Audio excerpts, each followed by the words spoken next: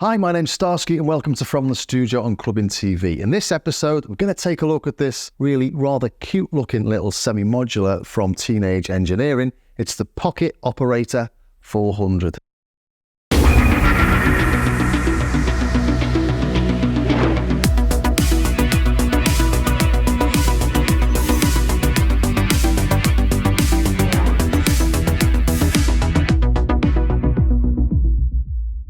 This is a modular synth from Teenage Engineering. It's a bit of an odd synth in that you've got to build it yourself, but then I guess if it's trying to give you a flavour of Eurorack modular kit, then it's bang on the money for giving the self-build experience. It comes flat packed, a bit like a bit of IKEA furniture, a box full of boxes, leads and bolts. It even comes with a book packed with IKEA style instructions. So when you first get it, be prepared for a couple of hours of opening boxes, positioning your modules, screwing them in, plugging in the power. I think you do that about 14 times in total, once for each of the modules. You've got to bend the metal case and squish things round. And it took me about an hour and a half in total, and I almost got it right first time. I think I just got the speaker upside down.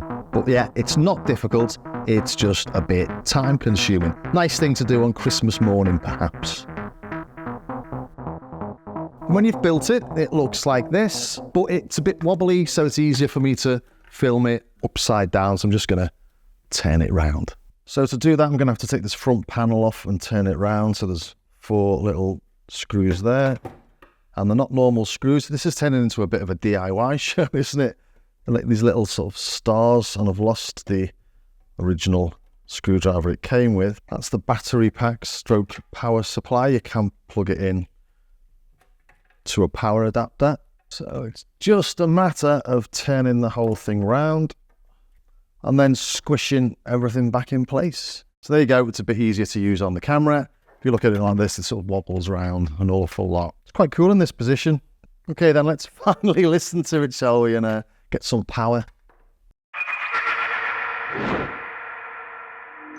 So what do we have here? Well, it's quite a nice little unit. You know, when you're putting it together, you've got to bend these corners and then you see a little bit of the paint peels off and stuff like that. So when it first came out, a lot of people were talking about how flimsy it is. So, you know, when you push it, you can do that. If you can see it moving, if I push something in, you can see it moving as well. But actually, for the size of it and for the cost of it, especially at the new price, it just doesn't bother me that in the slightest.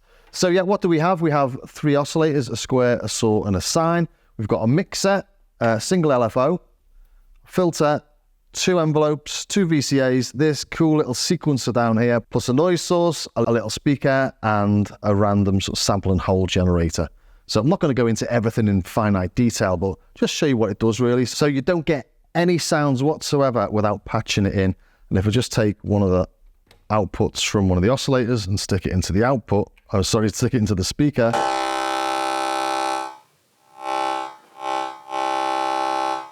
That's all it's doing at the minute. It's just droning. I'll plug the output in so you don't have to rely on my rubbish microphone.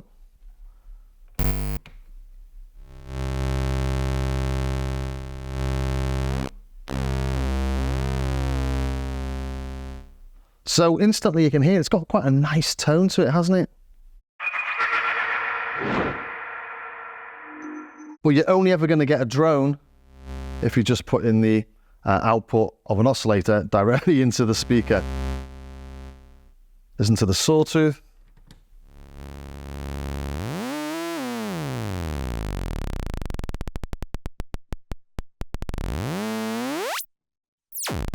And you can hear these go from low frequencies, just that pulsing, so they can be used as an LFO themselves, all the way up to supersonic.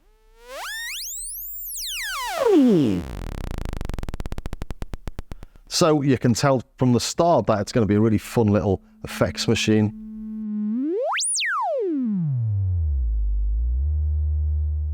So let's control that pitch using the sequencer. So we'll put the output, we'll go back to the square. It's a bit more fun, we can play with the pulse width. And we'll put an output from the sequencer into the control of the pitch. If we turn all this up.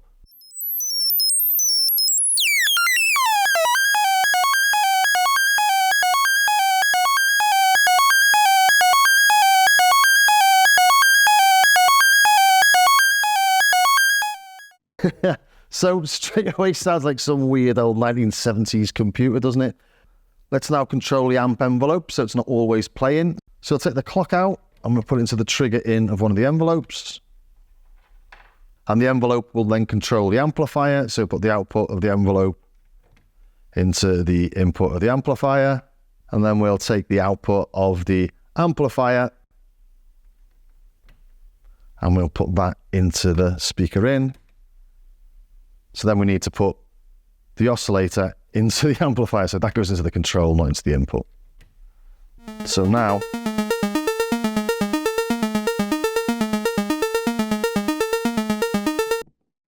there's no stop on it, so I'm just going to have to keep on pulling that speaker out or turning the volume down. So what's happening here is that we've got these all set for different pitches and it's flashing on the start of every bar. So put it back in again.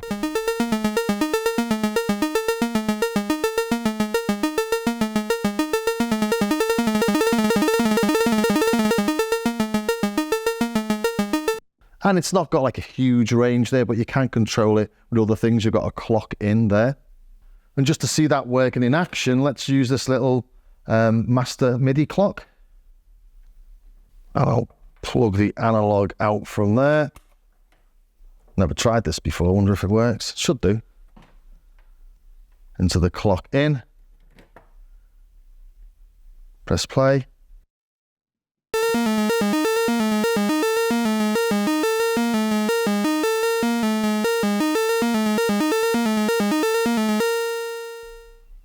So you can start and stop it if you've got other bits and bobs, as I say. Never tried that before, that's quite cool. So it obviously does play with other stuff.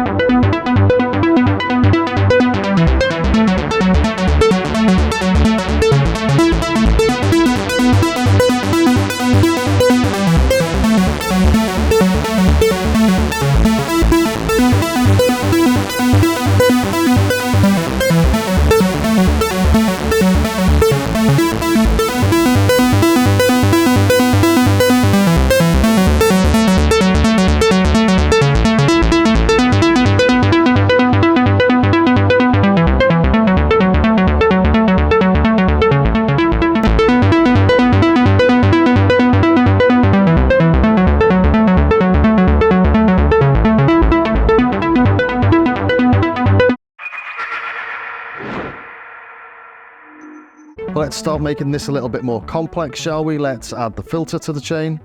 We'll control the filter with the same envelope as we're controlling the volume, just for ease. So put the control input there. Instead of coming direct from the oscillator to the amplifier, we'll go into the filter, the input, and then we'll put the output of the filter into the amplifier. So now we've got the envelope modulating the level of the volume and the cutoff frequency in the filter. So it's starting to sound like a proper little synth, isn't it?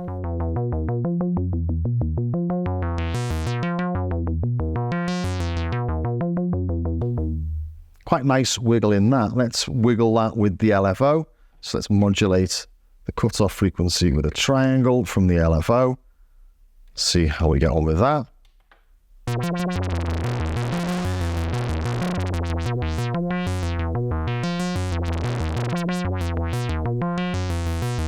And you can hear that LFO goes into audio rate as well.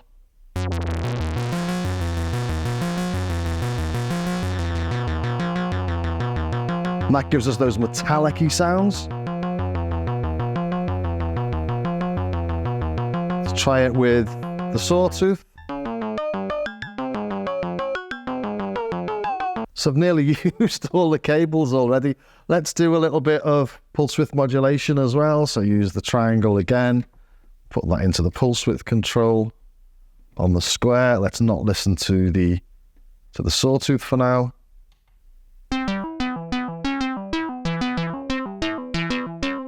So we are getting those modular style tones, aren't we? Let's put it through an effects unit, get it sounding big and glorious.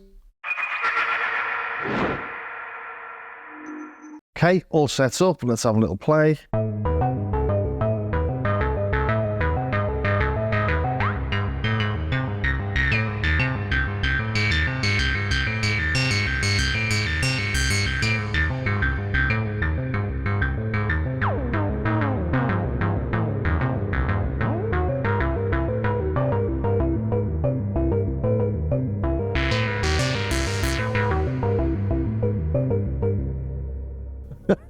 So that's a completely weird sounding mad little sequence, isn't it? But I just wanted to show really how you get things up and running with it. Of course, you can go in, then you can tune each of these individually and get it in tune with something, but that's sort of not the point of it. The point of this, I think, is to make much more sort of experimental sounds. Maybe let's modulate the sawtooth with the output from the square, just mess it around, see what happens. So we should get a lot more metallic-y sound from this, maybe.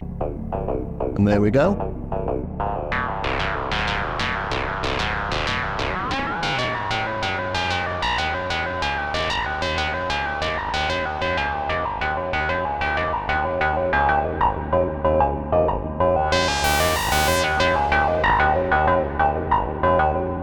If nothing else, it's really good for making sort of atmospheric sounds that you might sample and use for builds and drops and stuff. Just brings a whole new sound palette that you don't get from something that's not really a modular synth.